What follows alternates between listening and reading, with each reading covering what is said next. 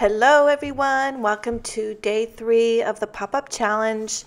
Today I have another way to share with you how to add lines to your cards, and it's making a frame. So I'm using some Mama Elephant stamps. This is her new release. I was just itching to get it, and I've already stamped the wreath, and I've used some post-it notes to gosh, what am I doing? I'm masking off part of that wreath to stamp the owls. And I thought it'd be super cute to make little twin owls. So I'm masking off the other side with this post-it notes. I rip them in half to save, and then I've just stamped that other one. I'm using Memento. No, I'm not. I'm using Simon Says black ink, and I've stamped on watercoloring paper. I'm going to be using some distress markers to watercolor this. Now I thought, twins always have, I have a twin and we have a special relationship, so why not add a little heart? There's a sweet little heart in the stamp set. And in the background you might hear my lovely dog Max barking. We kind of have a semi-full house today, and I'm just going to have to go with it. So here I am. I have a Tim Holtz ruler. It doesn't matter what ruler you use, of course.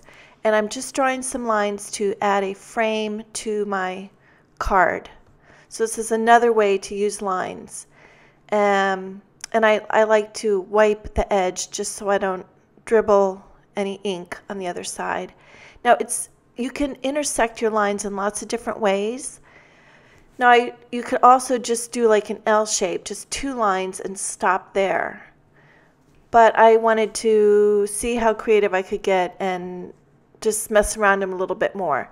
I'm not going to intersect all 4 lines because it's a little much with the wreath. So just play around and see how this works for you. Years ago, when I first got into card making, this wonderful woman sent me a card, and she did this a lot. She would just use a single line to frame her card, and I always loved it, and I cherished that card.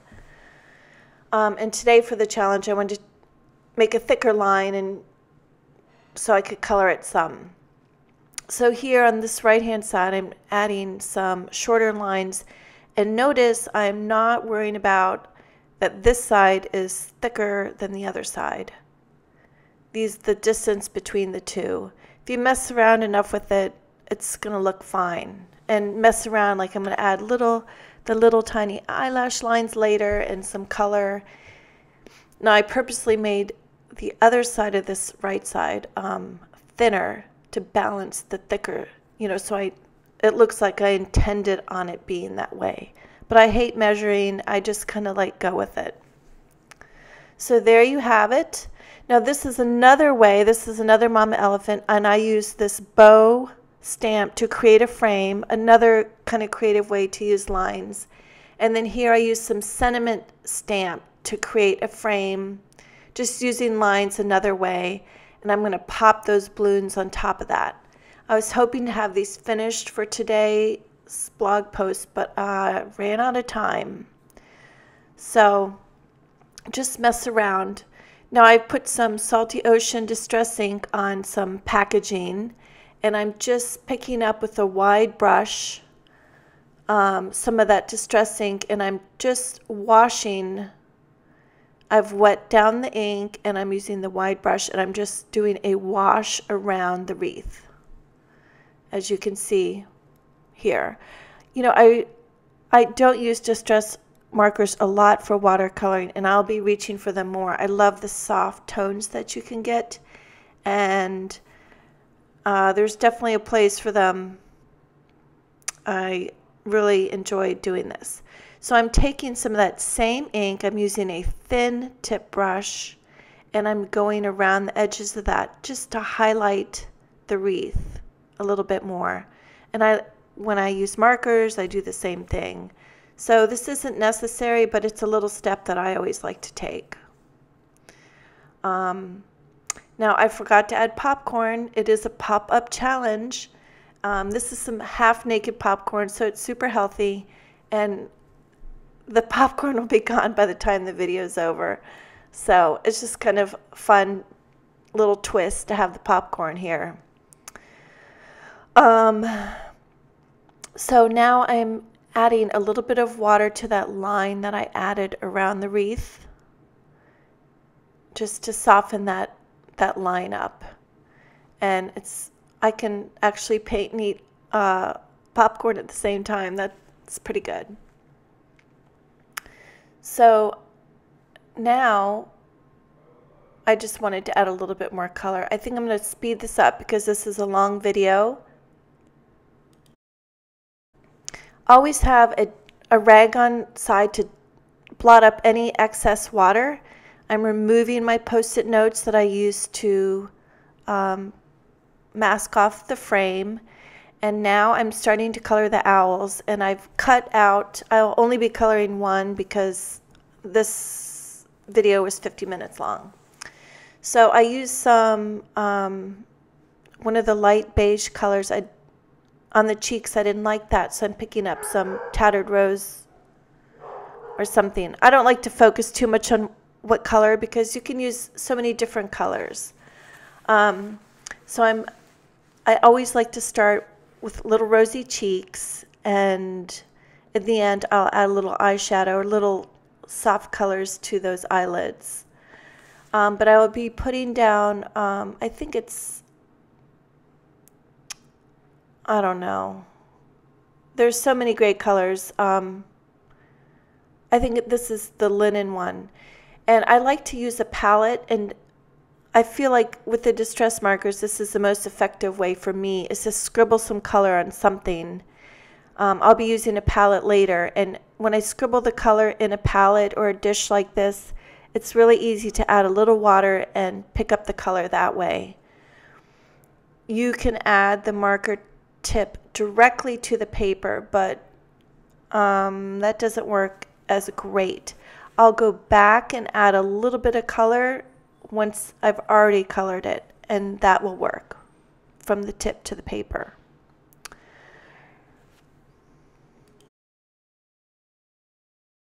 Now I'm kind of jumping all over the place. I decided I want to create a little moon, so I've die cut a circle out of some Post-it paper, and I'm covering the owls with that to create the moon. And then I'm going to take a few different colors and swirl the color into my palette and just kind of mix them up and make a sky color. Faded jeans and the soot color, whatever that is. I'm sorry. This isn't what it, you can use so many different things, so I don't want to focus on that. Okay, so I have a medium brush now, and I'm just kind of wet my brush, mixing some of these together. And I didn't like that at first, so grab your cloth and dab that off. You can kind of erase it a little bit. It's too blue. I want a little bit more of a gray color, a gray dark sky. So I'm going to redo this.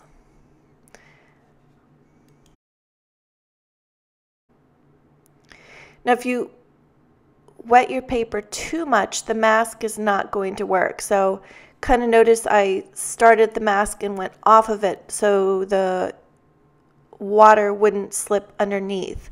But it actually worked pretty good on this whole card. So it's another way. You can also use Frisket, and there's Misket, and you can use rubber cement, lots of different things to mask. But sometimes I just grab what's closest and see how that works. Now I'm picking up, I'm trying to read the marker while I'm talking, but this is the gray one, and I just wanted to fill in and go around the inside of that wreath with the gray. It doesn't match, I don't care, it just makes it stand out a little bit more. Look at that piece of hair sticking off the screen. I try and cut my hair out, but sometimes you just have to see better and lean over that paper. Now I want to color the moon with some yellow. So I'm using some Post-it again just to hold my paper down a little bit. And then I'll be using, I think, scattered straw and lemonade and mixing those. But like I said, I've been bouncing around, so I guess it looks like I'm going to color those owls next. And I like to mix some of the blues and the browns and stuff. So again, I've scribbled in a larger area on my palette since I'll be picking up more color. And I always like to start at the line and then bring the color down. So, you know, just play around with what amount of water works for you. Now the center of the owl, I want to try and keep that with a more saturated color. So I'm dabbing, using the tip to bring some more color in, and then I'm going to try and wash it out from the center out to the right and left. And I'll be doing the same thing on both owls. And again, I put a whole wash of color down on the entire owl before I started my brown. And I think I used antique linen. So it's a little hard to see, but you can see that it's beige. You know, just always put a light color down first and then bring your darker colors in. That's how I like to do it anyway. I think it's a little bit more forgiving.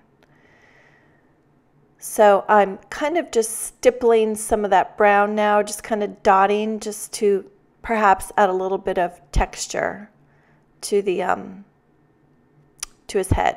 Aren't these owls? They're just so cute. I love owls. And I will not be showing this second half. I thought I cut it out. I was trying to cut down the video. I always love to give my little critters a pink belly, no matter what. I just feel like a pink belly is just really cute. So I'm scribbling some pink in there in my palette, and I'm bringing some more color into the belly with straight from the marker. And then I'm going to use kind of that little stipple effect soon after I just spread this color out. Once I work the color around the belly, I'm using the tip of that marker just to kind of dot some of that color in, keeping it concentrated in the bottom corner of their bellies, and then I'll blend that a little bit with the brush. Here comes Max in the room. Now I'm using a zig on the heart. I just want the heart to be really vibrant, and just going to use a little water to blend that, and I'm done. So quick and easy.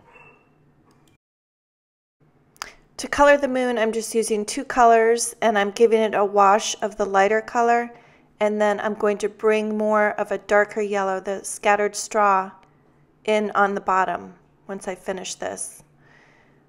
Super easy, super quick. You really need to try the palette. I love how it works. So I'm just starting at the bottom and just kind of washing that color out. I could add some white to that, but I just want to keep it simple. Now in this video it was really long, like I mentioned, so I'm just coloring this quarter portion of the leaves, and I'm putting down my darker color first, the dark green. I think it's mowed lawn, and then I'm using some of the lemonade just on the tips of the leaves, yellow. I love mixing the yellows with the greens, and then I will use water just to blend it all out, starting with the darker color and then bringing it towards the yellow. This is a very thin brush, so it doesn't carry a lot of water. If you have a thicker brush and it carries a lot of water, you're going to need to dab some of that color off so it doesn't become one mushy mess. I always like to go back and dot a little bit more color in on the ends. Once it's wet, it kind of accepts that color and just kind of dibbly-dabbly dot. And then I will use this really thin brush to blend that out again. So while I do this, just want to say I love seeing all of your art for the pop-up challenge. Sounds like you all are enjoying the line theme. It's been really exciting looking at all the art and everything. Now I will have more photos of this on my blog and link the supplies. And every single day during the challenge I have a giveaway. Sometimes it's Mama Elephant stamps, sometimes it's a goodie bag, but it's always going to be something nice. So all you need to do is click over to my blog and make a comment, and then you're eligible and will be selected at random.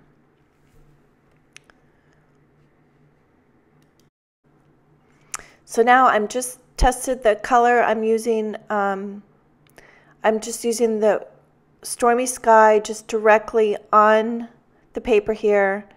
I got a little bit, I went over the line, so I used a little bit of water to blend that out. And I just wanted to color this frame that I created with my lines. A lot of times once I turn the camera off and I walk away and I have lunch or whatever, I come back and I'm like, oh, I should add this, I should add that. So once this is dry, I'm going to add some little tiny hatch mark lines or eyelash lines to my frame. And now I'm just checking any white areas. I decided to add some red and just mess around, do a few little things. But the wink of Stella I wanted to add to the moon. I always like to add a little glitter, something to only a portion of a card. That way it really stands out. When you are using Wink of Stella, you have to be very careful. Sometimes all of a sudden it'll just glob out and then it's just a glitter mush. So I always test it on scrap paper and then I work pretty quickly so that mush glob doesn't come out. So just keep that in mind. I don't know if that's happened to you, but it tends to happen to me. Now their little bellies, I'm taking the nib end, it's not the brush tip, it's the other end, and just dotted some more of that color on their bellies and then brought it out up towards their neck. Now I'm making sure there isn't any white showing in the cracks and the creases. You always want to make sure that you don't have any white. So just go over it with a marker. It gives it a more finished look.